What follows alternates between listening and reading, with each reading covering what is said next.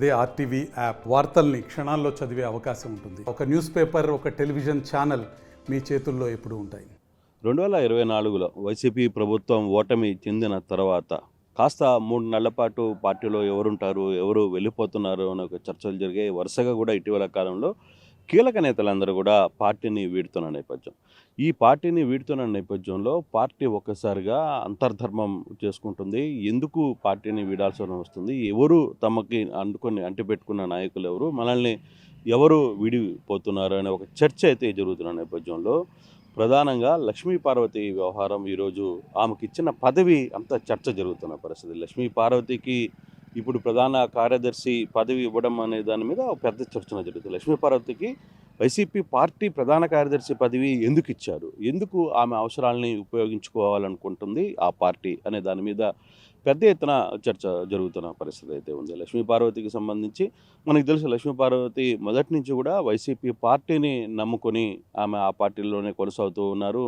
గతంలో పార్టీ అధికారంలో రాకపోయినా 2014 కావచ్చు, 2019లో అధికారంలోకి వచ్చిన తర్వాత కూడా ఆమెకి కీలక పదవినిచ్చి ఆమెకి ఒక మంచి గుర్తింపు అయితే పార్టీ ఇచ్చింది. ఇప్పుడు రాష్ట్ర ప్రధాన కార్యదర్శిగా, ఇప్పటికే రాష్ట్ర ప్రధాన కార్యదర్శులుగా చెవిరెడ్డి భాస్కర్ రెడ్డి ఒకరున్నారు, తర్వాత రెండవది లక్ష్మీ పార్వతికి ఇచ్చారు, ఇంకొక ఇద్దరికి కూడా ఇచ్చే పరిస్థితి అయితే ఉంటుంది. కార్యదర్శి ప్రధానంగా 4-5 మంది పోస్టులని ఇచ్చే అవకాశం అయితే వైసీపీ ఆలోచిస్తుంది. అయితే ఎందుకు లక్ష్మీ పార్వతికి ఇంత పెద్ద పదవిని ఇవ్వాల్సిన నేపథ్యం ఎందుకు వచ్చింది అనే దాని మీద బేసిక్గా ఇటీవల కాలంలో లక్ష్మీ పార్వతి చంద్రబాబు మీద లేదు కూటమి ప్రభుత్వం మీద ఆమె అటాక్ చేస్తూనే ఉంది. ఆమె ఏదో ఒక సమయం వచ్చినప్పుడల్లా కూడా ఆమె పార్టీ ఆదేశం ఇచ్చినా ఇవ్వకపోయినా తనదైన శైలిలో చంద్రబాబు మీద ఆమె ఎదురుదాడి చేసే ప్రయత్నం అయితే లక్ష్మీ పార్వతి చేస్తుంది. ఆ నేపథ్యంలోనే మాజీ ముఖ్యమంత్రి జగన్మోహన్ రెడ్డి కూడా ఈ వ్యవహారాన్ని సుదీర్ఘంగా పరిశీలించిన నేపథ్యంలోనే ఆమెకి పదవిని గట్టిపెట్టారు. అందులో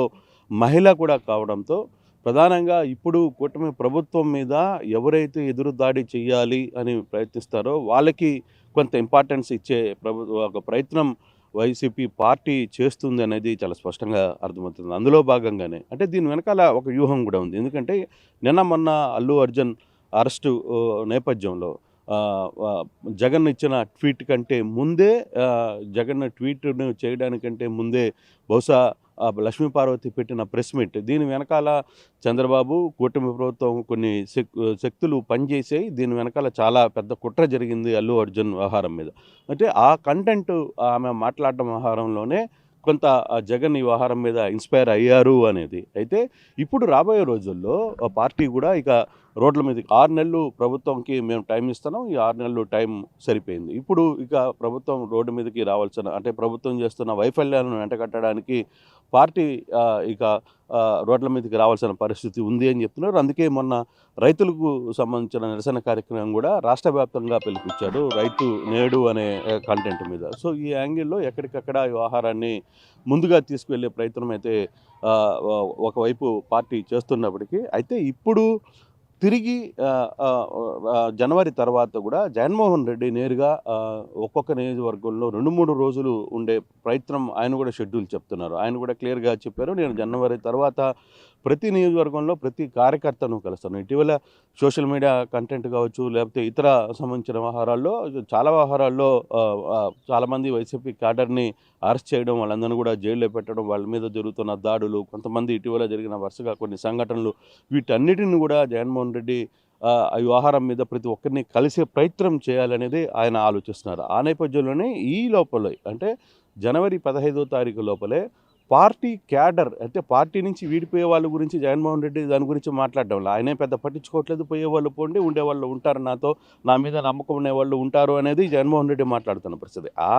ఆ సందర్భంలోనే ఎంతవరకు పార్టీని నెట్టుకు రాగలరు, పార్టీని కష్టకాలంలో ఎవరైతే ఆదుకోగలరు అనే ఒక టీంని ఆయన కొంత ఎక్కడికక్కడ పిక్ చేస్తున్న నేపథ్యం అయితే కనపడుతుంది. అందులో లక్ష్మీ పార్వతి ఇలాంటి వాక్చాతుర్యం ఉన్న మనిషికైతే కొంత ఇంపార్టెన్స్ ఇవ్వడం వల్ల ఆమె ఎదురుదాడి ప్రభుత్వం మీద చేయడానికి సిద్ధమవుతారు అనే ఆలోచనలో జగన్మోహన్ రెడ్డి ఉన్నట్టు చాలా స్పష్టంగా కలుపుతుంది. అందుకే ఆమెకి రాష్ట్ర ప్రధాన కార్యదర్శి హోదాను ఇచ్చారు అనేది. అంటే చాలామంది ఫస్ట్ ఆమెకి రాష్ట్ర ప్రధాన కార్యదర్శి ఏంటి, ఆమెకి అంత ఇంపార్టెన్స్ ఎందుకు ఇస్తున్నారు, కానీ ఆమె కష్టాల్లో ఉన్నప్పుడు ప్రభుత్వం ఓడిపోయిన తర్వాత తిరిగి పార్టీని నెలకొల్పడానికి ఇటువంటి వ్యక్తులు ఎవరైతే గట్టిగా మా ప్రజల గురించి లేదు ప్రజల కష్టాల గురించి మాట్లాడగలరో వాళ్ళ గురించి మాట్లాడే వ్యక్తులని ఎంచుకునే ప్రయత్నం జగన్మోహన్ రెడ్డి చేస్తున్నట్టుగా కనపడుతుంది. అందుకే లక్ష్మీపార్వతికి ఇంత పెద్ద పదవి అయితే ఇచ్చారు. ఇంకా రాబోయే రోజుల్లో లక్ష్మీపార్వతి రోల్ ఏ విధంగా ఉండబోతుంది, ఏ విధంగా ఆమె ఆ రోల్ని సక్సెస్ఫుల్ చేస్తారా, లేదు ఎక్కడైనా కొంత గాడి తెప్పి ప్రయత్నం ఏమైనా జరుగుతుందా అన్న ఒక ఆలోచన కొంత వైసీపీ నేతలు కొంతమంది మాట్లాడుతున్నప్పటికీ కూడా, కానీ అసలైన క్యాడర్ అంటే ఇప్పుడు వరకు పార్టీని నమ్ముకొని మంత్రులుగా ఎమ్మెల్యేలుగా రాజ్యసభ సభ్యులుగా ఉన్న వాళ్ళు కూడా పార్టీని వీడి పదవులు అలంకరించారు 2019 నుంచి 2024 మధ్యలో.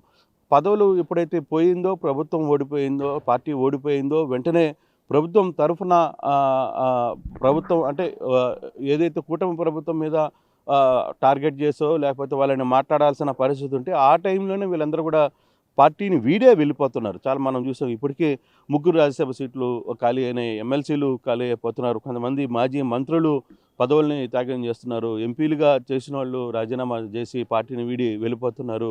దీనికి కారణం కొంతమంది పేర్లు అయితే చెప్తున్నారు. కానీ జగన్మోహన్ రెడ్డి మాత్రం తాను ఏదైతే అనుకుంటున్నాడో ఆ వ్యవహారాన్ని చాలా స్పష్టంగా పార్టీ క్యాడర్కి అయితే క్లియర్గా చెప్తున్నారు. నియోజకవర్గాల్లో నుంచి వస్తున్న నాయకులు కూడా మీరు ధైర్యంగా ఉండండి, నేనున్నానండగా, ఇక మీదట మనం రోడ్డు మీద ప్రతి ఒక్కరిని జనాల్ని కలిసి ప్రయత్నం చేస్తున్నాను, 3 సంవత్సరాల తర్వాత 2 సంవత్సరాల తర్వాత నేను పాదయాత్ర కూడా చేస్తానంటున్నాడు. ఇటీవల కాలంలో మధ్యలో కొన్ని రేపు జనవరి పండగ తర్వాత అంటే పండగ జనవరి 15th తర్వాత కూడా నేను ప్రతి నియోజకవర్గంలో 2 రోజులు ఉండబోతున్నాను. ఆ దిశలోనే ముందుగా ఈ క్యాడర్ని తర్వాత కొంత ఇంపార్టెంట్ లీడర్లందరూ కూడా కొన్ని ముఖ్యమైన పోస్టులు ఇచ్చిన తర్వాత వాళ్ళకి కొంత బాధ్యత పెరుగుతుంది. ఆ దిశగా వాళ్ళు ముందుకు వెళ్ళే ఒక ప్రయత్నం చేయబోతున్నారు అనేది జగన్మోహన్ రెడ్డి ఆలోచిస్తున్నట్టుగా కనపడుతుంది. ఆ దిశగానే ఇప్పుడు లక్ష్మీపార్వతికి ఇంత పెద్ద పదవిని కూడా పార్టీలో ఇవ్వడం వెనకాల కూడా ఇదే కారణమని చెప్తున్నారు. చూడాలి మరి లక్ష్మీపార్వతి పదవి ఇచ్చిన పదవికి ఏ విధంగా పార్టీకి న్యాయం చేస్తున్నారు, ఏ విధంగా ముందుకు వెళ్తారో వేచి చూడాల్సిన పరిస్థితి కనబడుతుంది.